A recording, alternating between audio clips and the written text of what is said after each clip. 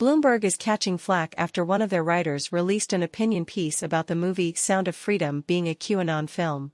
It was later revealed, however, that the author behind the piece is an open pedophile who advocates for the evil cause.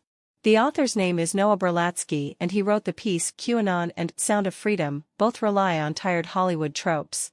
In the article, he attempted to draw links between Tim Ballard, the man who Sound of Freedom is based on, and QAnon by pointing to random little red herrings that happened over the course of many, many years. Then, Berlatsky literally admits that the movie is not itself linked to QAnon, but then attempts to say that the themes and tropes of the movie closely mimic those of QAnon propaganda. He also claims that these themes are tropes that are similar to QAnon and aren't just in Sound of Freedom, but throughout all of Hollywood, making all of Hollywood tied to QAnon. He also attempts to downplay the child trafficking ring, talking about how more children that are trafficked are in their later teen years as opposed to young children. Even if that data is true, that doesn't change the fact that young children are still trafficked, making his entire point simply trying to downplay a global issue.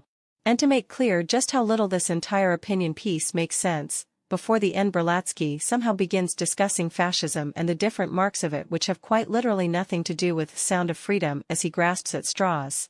Berlatsky finishes the article by concluding that the movie is a QAnon dog whistle because the film connects conspiracy theorists with the mainstream.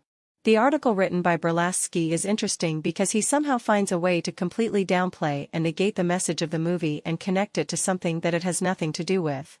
It's important to note that he is not someone that should be discussing a movie talking about the child sex trafficking ring, as he is an open spokesperson for Minor Attracted People, MAP, a group that pushes openly for pedophilia online. His Twitter is private, so the tweets are no longer publicly accessible, but screenshots show that he has put out such disgusting tweets calling pedophiles a stigmatized group. He has also written for the pro-pedophilia website Prostasia, where he talked about child sex workers having to struggle with police officers ending their business. It's utterly absurd that Berlatsky somehow even has a platform to write on. Bloomberg takes note at the end that his opinion is not theirs, but even allowing him to write on their website shows some level of endorsement of his cause. Berlatsky should have absolutely no platform, just like every other pedophile out there,